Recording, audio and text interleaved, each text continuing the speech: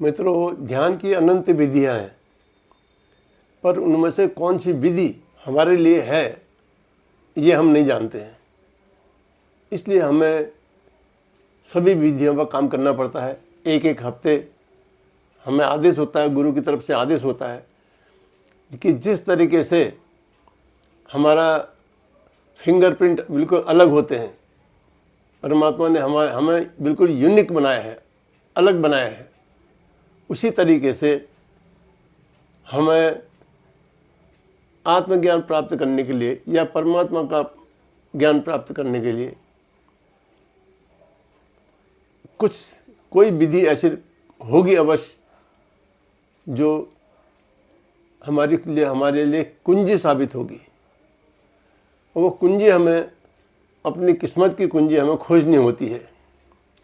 इसलिए हम बदल बदल के ध्यान के प्रयोग करते रहते हैं।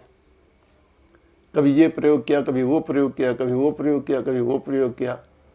फिर हम उसके रिजल्ट देखते रहते हैं कि इसके परिणाम क्या हुए हैं। जो भी विधि हमारे अनुकूल नहीं है वो हमें नुकसान भी करती है।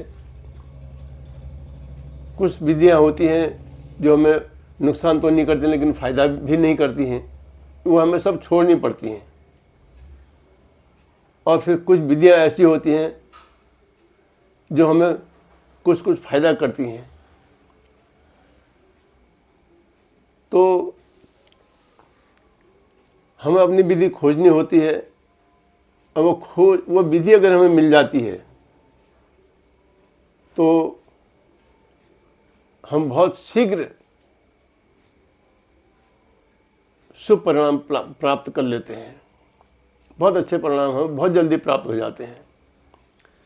एक विधि होती है कॉमन, एक कॉमन होती है, जैसे किसी ताले की मास्टर की, वो थोड़ा आगे पीछे घुमा फिरा करके ऊपर नीचे दबा के, इधर दबा उधर दबा, जिधर मोड़ उधर थोड़ा सा, इस तरीके से वो मास्टर की कई ताले तो खोल देती है वो। लेकिन अचानक अंधेरे में जा करके फट से लगा के हम उससे अपना ताला नहीं खोल सकते। तो मास्टर की देता है गुरु महाराज हमें मास्टर की देते हैं और हमारा ताला थोड़ा खोल देते हैं। लेकिन हमें अपनी की ढूंढनी पड़ती है, अपनी कुंजी ढूंढनी पड़ती है, जिससे हम तुरंत ध्यान में प्रवेश कर जाएं, तो तुरंत हमारा मन अंतर्मुखी हो जाए, तुरंत हमें अनुभव घटित होने लग जाए, तुरंत हमें उस परमात्मा के रास्ते पर आने वाले पड़ाव, उनके दर्शन होने लग जाएं। तो वो दर्शन क्या होते हैं? यही होते हैं जो जैसे खुशबू है, प्रकाश है, ध्वनि है, अंतर्नाद, अंतर प्रकाश, अंतर सुगंध, अंतर आकाश, ये सब चीज़ें वहाँ की उस यात्रा के पड़ाव हैं। और ये बड़े सुंदर होते हैं, बहुत ही सुंदर होते हैं। इनका वर्णन नहीं किया जा सकता। इनका वर्णन नहीं किया जा सकता। ये बहुत ही सुंदर होते हैं, रंग, कलर, ये बाहर जो भी कुछ है, ये पता लगता है कि ये बाहर जो भी कुछ है ये सब अंदर का ही रिफ्लेक्शन है। तो अब हमें वो कुंजी ढूंढनी होती है। उस कुंजी को ढूंढने में हम जो है सारी जिंदगी उस कुंजी को ढूंढते रहते हैं। और कई दफ़े हम कंफ्यूज भी हो जाते हैं, क्योंकि कई कुंजियां काम कर रही होती हैं।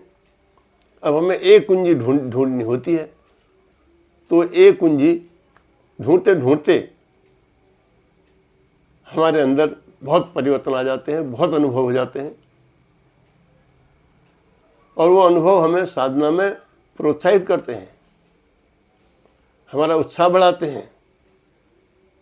ऐसा हो रहा है, ये दिख रहा है, ये हो रहा है, ये और दिखना चाहिए, कैसा होता है, कैसे बढ़ाएं इसको। इस तरीके से हम उन चीज़ों को, उन विधियों को और ज़्यादा करने की कोशिश करते हैं। हालांकि वही चीज़ें फिर नहीं आती हैं। अगर मुझे खुशबू आ रही है, अचानक खुशबू आ रही है, तो फिर मैं उन्हीं विधियों को फिर कर रहा हूँ जो उन दिनों कर रहा होता हूँ। तो वो विधि करते करते भी फिर वो खुशबू नहीं आती है, वो फिर गायब हो जाती है। कारण क्या है कि हम उस पड़ाव से आगे निकल चुके होते हैं। लेकिन तब हमें इतनी समझ नहीं थी, वो उम्र ऐसी थी जब हमने ये सब काम किए थे। ये युवावस्था की बातें हैं। हम सब विधियों पर काम करते थे। एक साथ हम कितनी कितनी विधियों पर काम कर रहे थे। 8-8, 10-10 विधियाँ एक साथ चल रही थी। उन सबके कलेक्टिव जो रिजल्ट हैं वो तो आए, लेकिन जो एक चाबी है वो मैं आज तक भी उसे नहीं खोज पाया।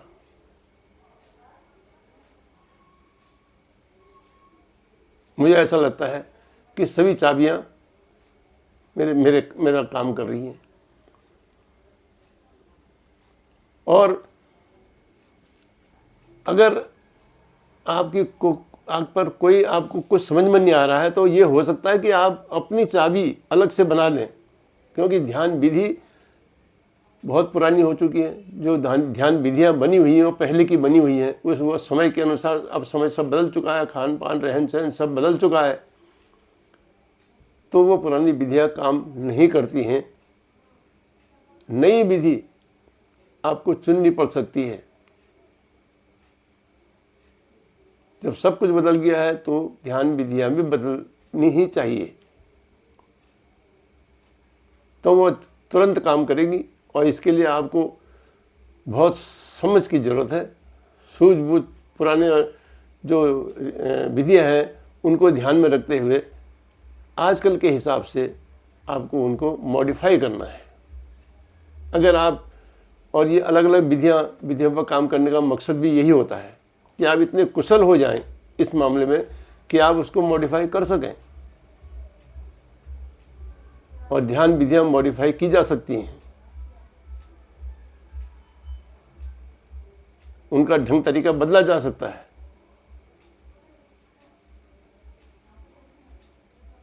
उस समय तो ये था कि एक विधि गुरु ने बता दी, उसी पर अपना काम करते चले जाएं। अब वो अपनी विधि ढूंढने का कोई मतलब ही नहीं।